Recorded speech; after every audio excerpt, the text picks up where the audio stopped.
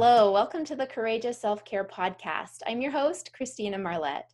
On this show, we get into self-care that goes deeper than bubble baths, chocolate, and wine. It is the practices.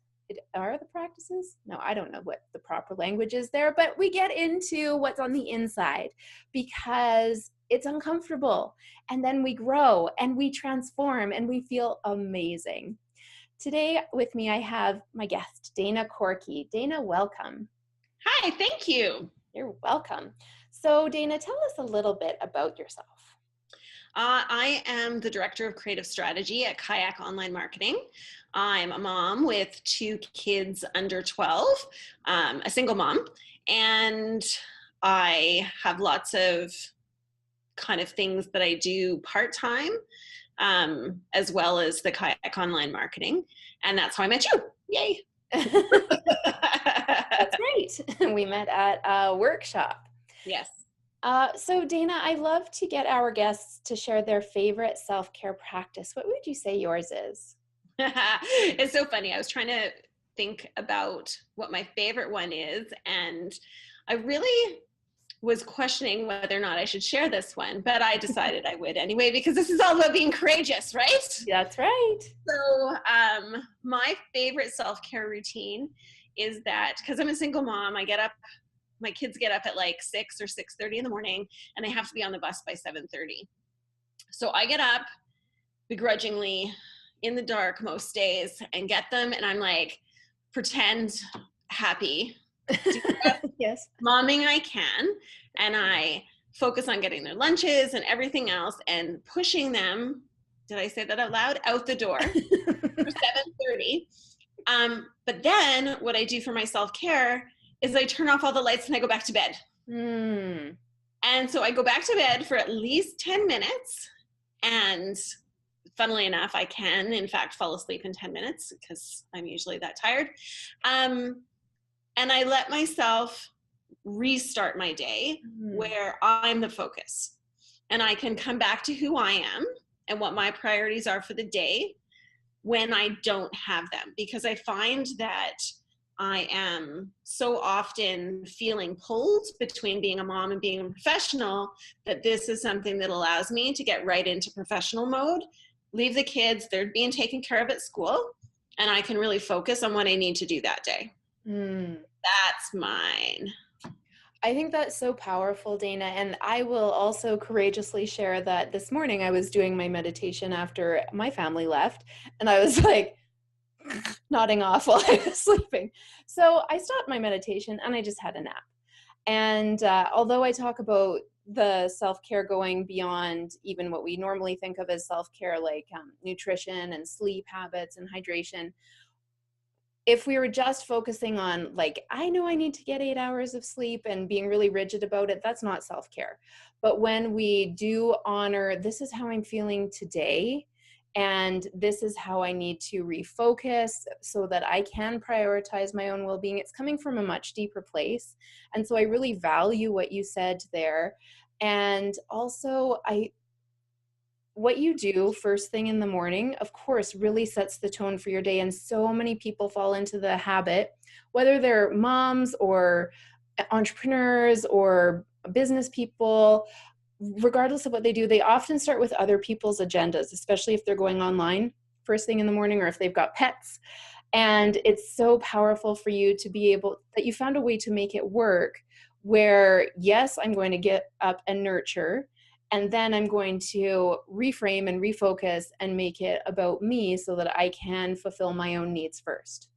Yeah, no, exactly. And it's made such a difference in my productivity levels and focus that, yeah, I don't know how I'm ever going to not do that.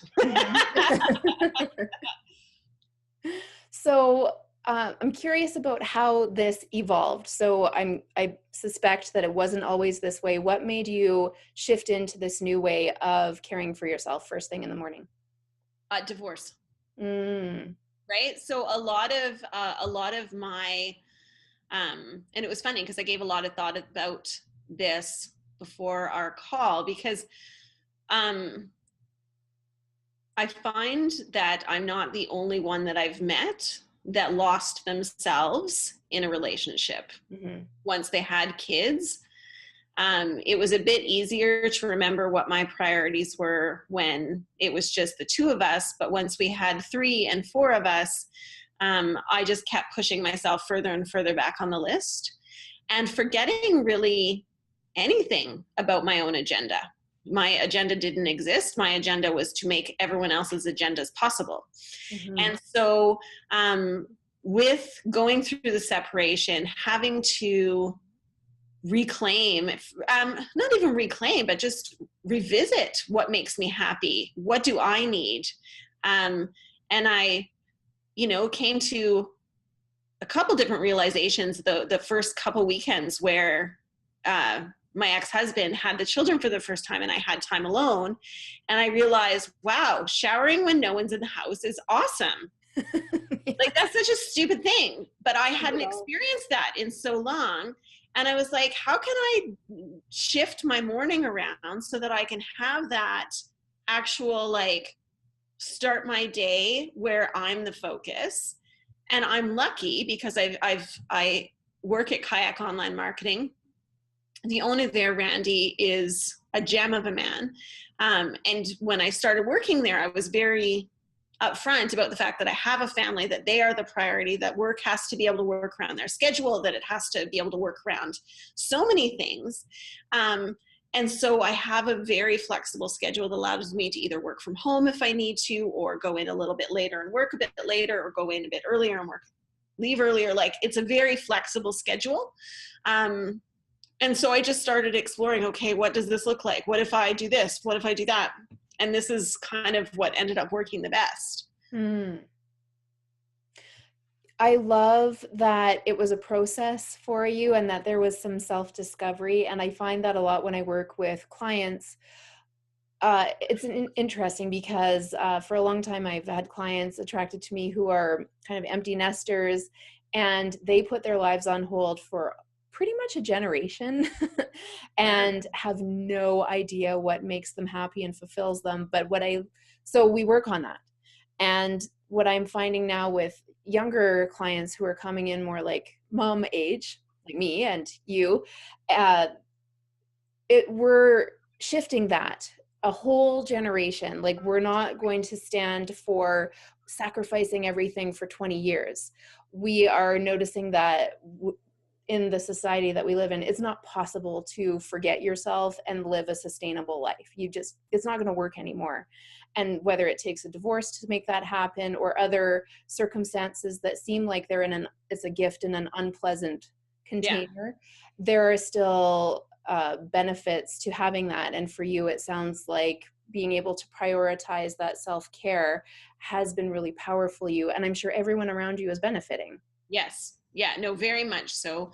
I mean, my kids have been well, my 8-year-old, not so much because he's a boy and he's 8, but my 12-year-old girl has been very open about how proud she is of the work that I'm doing and how inspired she is that I've been able to keep the house, keep my job, have my friends, and like create this life for us that has so much potential and time. Like, because that was a big thing too, is that when we were married, it was 2 people working.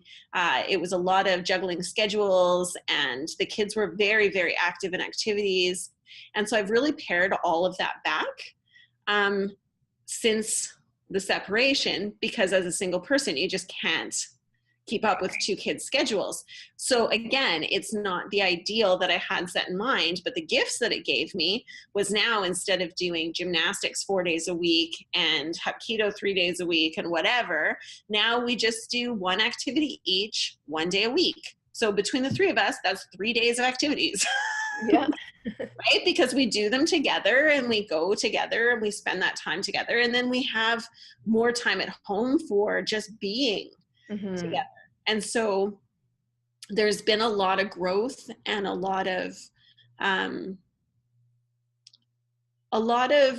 time with each other just being quiet, which is, I think, something that the kids really needed, especially in such an unsettling time. Many apologies. My phone's gonna ring. It happened in my last interview, no worries. So thank you for sharing that. That's so valuable. And I know so many women are on the cusp of being able to make that decision, and you have provided some very concrete action steps on how they can get there. So I think that's really valuable. Thank you for sharing that. Oh, you're welcome. Thank you. Now let's get into your story of courage. And before you share that, I'd love to just touch on why we do this as part of the interview. So courage is an energy that can be kind of fickle unless you're conscious about it. And the reason I say that is because when I invite people to be guests on the show and I say, I would love for you to share a story of courage, so many women say, oh, I'm not actually courageous. I don't think I can do that. But everyone who is alive is courageous. We have all come through fear and found ourselves on the other side, and then we downplay it. And that's not okay with me. We are courageous, and I feel like it's important to celebrate that, because when we share our stories of courage, not only do we reinforce for ourselves that we're courageous, but we're also giving ideas to other people who are moving through either situations that are exactly the same or similar or maybe seem unrelated, but we can tap into that courage when we need it, and everyone benefits. So I am very much looking forward to hearing your story, Dana. Well, and it's funny because I don't think that I fall into what you just described, because I was like, oh, and then I did this, and then I did this. And this was so hard, and this was, oh my gosh, and which one should I focus on? Because like when I was 23, I moved to Newfoundland all by myself, and I'd never been there before, and it was my first job, and I got on the plane, and I never knew where I was going, and I ended up living in a hotel, and it was crazy, right? Like I have lived my life very intentionally pushing my comfortable limit. Mm-hmm, mm-hmm. Because, and I don't know why. I wonder why a lot. Because I come from a very conservative family. Like, I'm an only child. It's not like there was this, daredevil environment that I grew up in that was just like, anything's possible. I'm just going to keep leaping and know that it'll work out. But I keep leaping and knowing it'll work out. So I want to do two stories. One is courageous about work, and it comes back to the kayak online marketing. When Randy approached me to work there, I knew that it was a huge opportunity for me, but I was not willing to compromise. I'd been a stay-at-home mom running my own business for 5 years at that point. I had gotten used to being my own boss. I'd gotten used to having the flexibility of being able to be there for my kids at all times and working 7 days a week and having much more flexibility. And I had to be courageous enough to ask for the world from Randy, Mm-hmm. And really make some hard decisions from a priority standpoint about what do I value? Do I value money? Do I value time? Do I value flexibility? Do I value stability? How do I courageously create this new opportunity for myself in a way that isn't going to detract from my family's life? And it's hard when someone is like saying, really? You want what? And at the time it was ridiculous, because it was I had to ask for so much. Mm-hmm. The timing was just before my husband left, and so Randy offered me a job, and I said, okay, I can only take this job if I only work this many hours a week, and I only come to the office this many times, and I'm only available online at this time. And by the way, I'm going to Thailand for a month, so I can't start right away. And I need this many holidays, and there was just and. And thank gosh, he said yes. And then I come back from my month of I can't work, and I have to say to him, my husband just left me. Now I have to ask for a medical leave. Because I was just decimated. Yeah. but I knew I could not go back. I had to get through that healing. I had to take that time and focus on getting the kids okay, getting myself okay. And again, thank the world that Randy was patient and supported me through all that. And so that was my one work courageousness. Mm-hmm. And then my... Before you share the next one, can I ask you a few questions? Oh gosh, yeah. Okay. So, and make some observations. Yeah. So, what you're talking about is, well, two things from my perspective. Number one is setting boundaries. Yes. And that is such a powerful practice. And I'm curious about, did you have really strong boundaries before that, or did that event really solidify them for you? So, no, I have been working on boundaries since I had babies. Yes. Because I'm a working mom, and because Calgary is what Calgary is. Like when I had my first child, there were no childcare options. Like it was during one of those crazy baby booms and there was no daycare available. And so the place that I got her in had like very strict rules about when I had to go, when I could come back and everything like that. So I had to be transparent with my job at the time and work with them to find a way to come back to work, but still be where I needed to be. And they were very hesitant and like supportive for sure. But it was like every day my alarm had to go. I had 15 minutes. I would, if I had to leave at 4, my alarm would go at 3:45. And for those 15 minutes, I would remind everyone, we already discussed this. This is not negotiable. I have to walk out the door. Do you need to tell me anything else before I walk out the door? Because I'm walking out the door. Yeah. Every single day. And then at least once every 3 months, they'd say, oh, you've got it so great. You leave work every day. And I was like, wait, I don't have it so great. This is something I negotiated. If you want this, you could negotiate it too. Yeah. And I was just very adamant that no, like this is not negotiable. This is the rule. The exception is when I choose to make an exception. Yes. Right. And so I had, I'm going to say I worked for 3 years before, because my son was 3.5 years. Well, he was 3.5 years old. So I worked for that time. So 2.5 years of really being very good about maintaining a boundary. Mm-hmm. And so it was natural to just keep that and say, okay, now that I'm working at home, if the door's closed, you cannot come in. Like, and understanding that not everybody understands, or you can't take your boundaries as an assumption. Mm-hmm. Right? Like if you don't communicate them, no one knows. And if you don't, there was another book that I read that was called The 4-Hour Work Week that was all about like saying, no, if you say to people you're not going to answer their email till Monday, then they don't care that you don't get back to them till Monday. Right. But otherwise, the expectation is you're going to be available. So just be open and transparent about your availability, and then everybody's cool. And that really rung true for me because I was like, oh, okay, people always want more, but as long as you draw that line in the sand and say, this is all you get, mm-hmm. then people respect it. Mm-hmm. Great lesson to learn. Yeah. Okay, we have a couple minutes for your other story. Go for it. Okay, I was trying to think of a personal one, and so I realized that my biggest courageous event that I did recently is I let my ex-husband have my daughter's birthday party. Mm. Who's a big girl? Oh my gosh. I realized that her birthday fell on his day.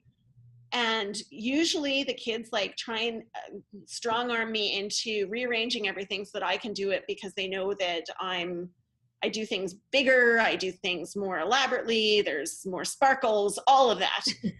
And I just thought, no. And I sat down and I talked to her and I said, I've done this for 11 years and your dad hasn't had that gift. Mm-hmm. And this is a good opportunity to give him that experience. He's open to it. He wants to do it. and it will be a different birthday party. And that's awesome because you haven't had a different birthday party in his way before. But it like broke my heart and I wanted to die and I cried the night before.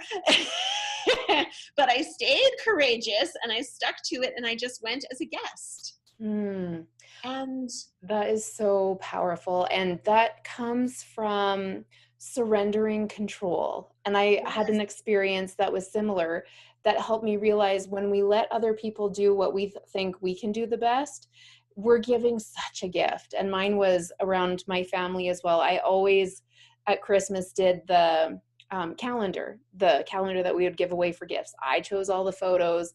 It was a huge job. And one Christmas I was just exploding because I was doing everything. And my husband said, "What can we do to help you? Like, give us something."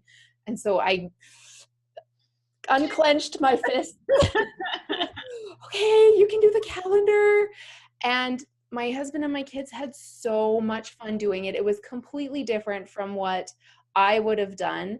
And they got this amazing bonding experience. They felt so proud of it. And I realized, when I surrender control, not only do I benefit because I get more time to do other stuff, also it's a gift of another experience for those other people who are taking it over.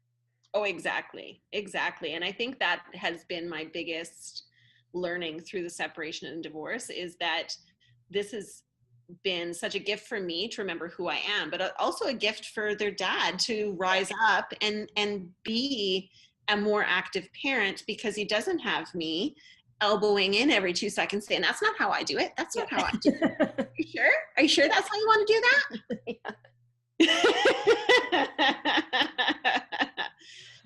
Yeah, I love that. Thank you for sharing your stories, Dana. Oh, you're welcome. You're welcome. Now, if people want to find out more about you and what you do, where can they do that? So I work at Kayak Online Marketing. So you can always search Kayak Online Marketing. I'm the creative strategist there. But I also, how we met you, is I am a co-host at the Behave Boldly Bootcamp. What? I can't even see if I can do this right. Yep, looks good. What? Okay. We've got one coming up May 4th to 6th. And it's a weekend where entrepreneurs can come and learn to be courageous and connect with themselves and their business. Really understand how to bring self-care, entrepreneurial spirit, online marketing, and branding together to be more successful.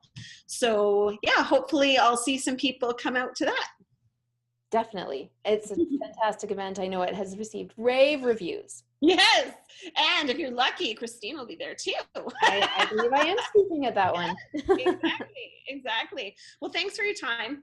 Oh, well, thank you, Dana. And yeah, let's just wrap things up here. So this podcast airs Monday through Friday. I am very passionate about sharing about how to prioritize your own well-being. And so I've devoted a great deal of time in my week to spreading the message, because I feel like I have figured it out compared to where I used to be.